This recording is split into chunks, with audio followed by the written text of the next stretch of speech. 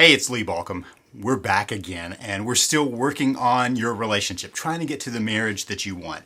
Now, last time I talked about the fact that many marriages get into trouble because they hit the pause button, if you remember that. And so that led to some questions about that. In fact, I had quite a few emails that came in about, what is it that connection is all about? Maybe I didn't understand it back then. And I've got another one that says, okay, we hit the pause button, but what do we do now? And then I've got some others that are kind of the same thing. Like, what is this connection that I missed, right?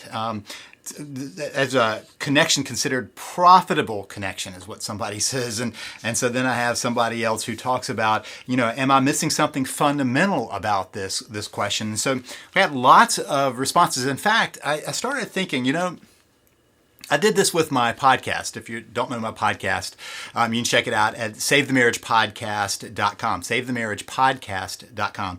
But I started taking questions from people, and I thought, we can do the same here. I can answer your questions because that's the best way to make sure that I'm getting to the information that you want. So if you've got a question, send it to me at YouTube at savethemarriage.com. That's YouTube at savethemarriage.com. And what we'll do is we'll just take those and I'll kind of look through the ones that come in.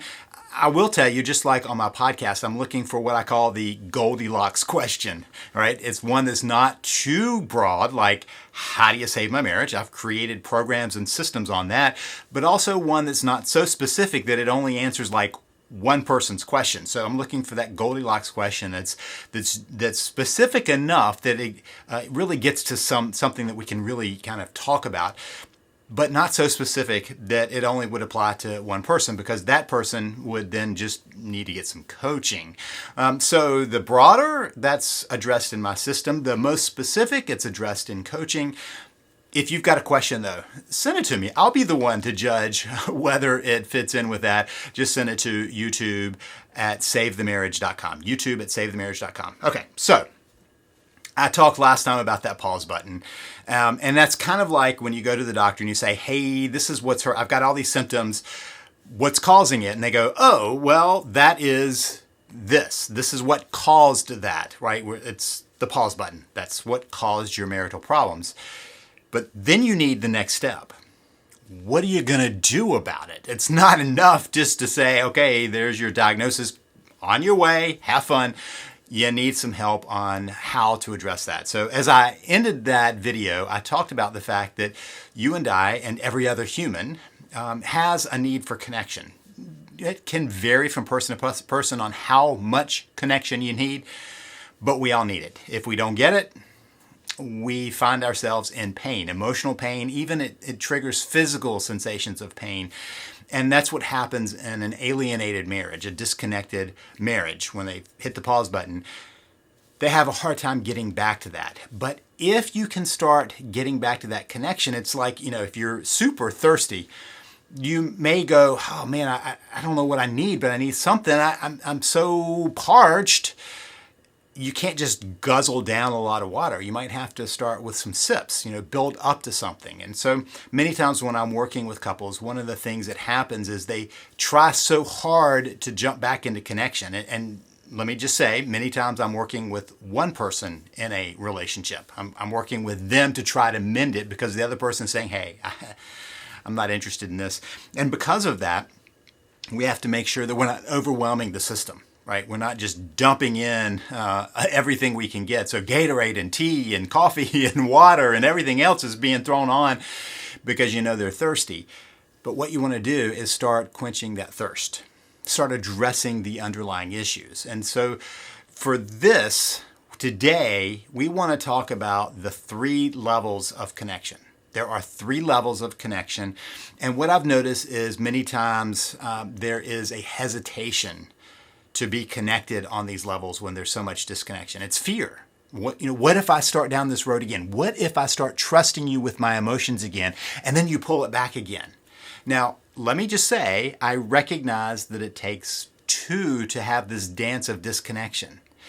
And what I'm proposing is at least one, can start the process of mending that disconnection. but you've got to make sure that you understand what's going on behind that. What are the underlying issues? All right, so let me today talk about these 3 levels of connection, and we're going to come back to this in many different ways over the next videos and talk about some other side issues and some things that get you in trouble, some things you can do, some techniques and approaches, some mindsets to have, some things to avoid, and that'll be a big piece. So today, 3 ways that we connect. And this is true in any relationship. It is just particularly true and particularly important in the marital relationship. Okay? So let's talk about this. Number 1 level, base level, physical connection. You did not just hear me say sex, though. I want to be clear about that. Physical connection. Any loving physical contact counts as that physical connection. We share this piece pretty much with every creature, at least every warm-blooded creature, right? That we are this place where if you watch, like our 2 dogs love to cuddle together, and that's their way of expressing their love, right? And they love to cuddle with us. They like to be against us. That's physical connection. And the same is true in humans, and this happens at a nonverbal level, right? I don't have to talk about physical connection. You physically connect. If you hug somebody, that's physical connection.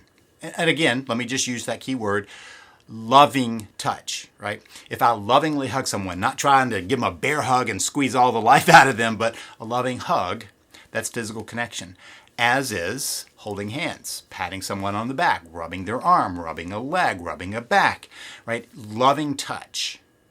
Now, that does include sex. That's the most intimate part of, and the most vulnerable part of being in marriage. And in ancient languages, that would have been the same as knowing, right? That there's a knowledge piece that comes with sexual contact, and we have that most connected in marriage, and so, or at least as designed sometimes. So that doesn't mean that that's it, though, right? There are couples who are lovingly connected physically, but they might have disconnection in the other 2 areas. Now, I will warn you, if there is disconnection in your relationship, physical connection may be held at arm's length by your spouse. I don't want you to touch me. I don't want you to hug me, right? And we've got to abide by that. One of the clear things that I want you to understand is you can't force the connection. You have to invite connection. So you can't force the physical connection. So if somebody says, yeah, nope, no hand-holding, no hugs, no nothing, remember there are still 2 other areas. And by the way, at the end, I'm going to talk about the fact that there's still another piece of this puzzle that you can work on, even if the connection is splintered right now, right? Okay, so physical connection, base level, nonverbal. It happens at that very core level of just physical, loving contact. Next level is emotional connection. Now, emotional connection is not just the chit-chat. There are a couple of pieces that come into that emotional connection, and I can feel emotionally connected with somebody if I feel like they understand me, they get me, right? And if I feel like they're on my team, on my side, then those emotional pieces fall into place. Now, that happens many times with my wife, right? That I feel like she gets me more deeply than anybody else does. She understands my quirks. She understands my emotions, and hopefully I do the same with her. But there is a level of understanding that we've built over the years. And because of that, after over 3 decades of being married, we get each other. We know when things are bothering each other. And sometimes we talk about that, but sometimes it's just being able to say, man, it looks like you've had a rough day. So I might say, hey, tell me about your day. What's going on? That's emotional connection, sharing that piece, sharing our inner life. Now, I want you to notice that we just made a shift to verbal, right? Humans are gifted in this area where other creatures aren't, where we can talk about things. Like I can say, hey, remember last week or last year or last decade or when we were dating or whatever else. I can recall times in the past and share those. And because of that, we have this verbal capacity of expressing things. I can talk about my emotions. I'm pretty sure my dogs can't tell each other how they're feeling. They may still feel emotional connection because emotions are something that other creatures share with humans, but we have it in a different way because we can talk about it. So part of what happens in that is we can have these discussions. Now, one of the things that I see many times is couples talk about connecting rather than connecting. They talk about it. They're like, we need to do this, right? We need to connect. And they never do that because they dissect what's going on. And many times what I've watched couples do is they basically are having therapy with each other with no therapist present. And they talk about what the other person is feeling and what's going on with them and projecting onto them and all kinds of other pieces of the puzzle that are missing the fact that they are still not emotionally connected. You are on the same team. The question is whether you know you're on the same team. It's not whether you are or not. It's whether you know you are. And so part of this emotional connection is getting to the place where you have that experience of going, you get me. You understand me. Whatever those weird things about me, what are those fun things, interesting things about me, you get me. And we support each other. We have each other. You're on my team. I'm on your team, right? Many times for couples that's missing. We'll talk about that in another video about what that looks like, but that's missing. And so part of emotional connection is being able to share your thoughts and feelings, to share what's going on in your inner life and to accept that from the other person so that it's a two-way street. There are some mistakes here. For instance, sometimes somebody insists that they get to share their day and whatever the other person says, they then make it about themselves. Oh yeah, you had a hard day, but mine was worse, right? Or, oh, I get that because this happened to me, and off they go onto their own stuff. And so part of what often happens is they think they're talking about emotional life, and they're really dominating the emotional connection. Emotional connection is where both people feel like they are both supported and connected. We're going to come back. Don't worry if you're going, oh, I still don't understand how to do that. We're going to talk about that. That's kind of a strategy approach. Then there is the other way of connecting. And this is the one that I think many people miss. And I'm going to say it and you're going to go, oh, I'm not like that. Okay? Or you're going to assume I'm saying something different. So I want you to hear me out on this.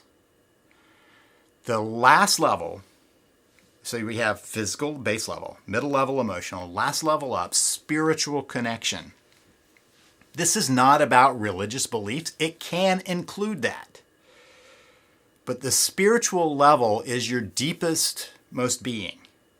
It's about your values. It's your beliefs. It's kind of this place of meaning and purpose in your life, of what you want out of life, of where you want to head in life. And many people confuse this level with emotional connection, but it's a different level. Sometimes when I have this discussion with people, they realize that they did this at one point. My wife and I remember there was an early on in our relationship where we had this really heart-to-heart talk. And we talked not just about kind of how we were and what was going on in our life, but what we wanted out of life, where we were headed out of life. Many people, when they tell me about this conversation, it's the all-nighter, right? It's the one where we started talking at 9 o'clock and everybody around us left and we realized it was 6 a.m. and we were still talking, or 2 a.m. or whatever it is. It's just this depth of conversation that they haven't had elsewhere. It's the point for many people that they miss track and they point back to it and go, oh, that was where we were so emotionally connected. They were spiritually connected at that point. The spiritual connection was what was going on, where they knew each other probably at a layer that maybe they hadn't shared with other people. That was true with me. I said some things about what I wanted out of life and what I was hoping for out of life that I'd never said to anyone else. I certainly hadn't shared with anyone in a dating relationship. There was a level of connection there. And that's the spiritual thing.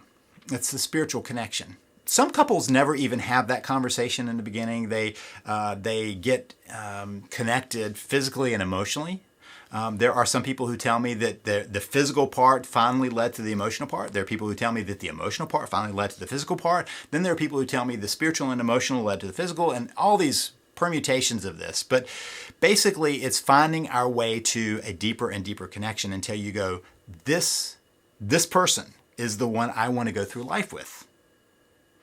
And so then what happens is that we forget all of that. Many people forget to continue that emotional connection. Many people fail to do that spiritual connection, and the last tatters are often some physical connection. And for many people, the last tatters are some emotional connection of going, okay, well, we're in this together, right? But as those pieces begin to collapse, so does the relationship. The connection is what held it together. It's all that we really have in a relationship, this connection, which includes some history, right? But that's really what it's about. So when we lose track of this, then we're in trouble. And so what we have to do is begin to rebuild those pieces. We have to scaffold the pieces back together. Back to the water or the thirst analogy, right? You can't just dump gallons and gallons and gallons on somebody who's thirsty. It might never even hit their mouth. You're throwing it at them, but it's never getting in. It's never quenching the thirst. So we need to quench the thirst. What we want to talk about in future episodes, future videos, is how we do that. What are the dangers on the way? And how we want to keep moving through that. So if you want to be told about those when those videos come out, you want to subscribe for sure. And that helps to make sure that you get notified of that. If you want to check out the website, savethemarriage.com. And if you've got a question, send it to me at youtube@savethemarriage.com. So Lee Balcom, we'll be back again talking about how you can work to save your marriage.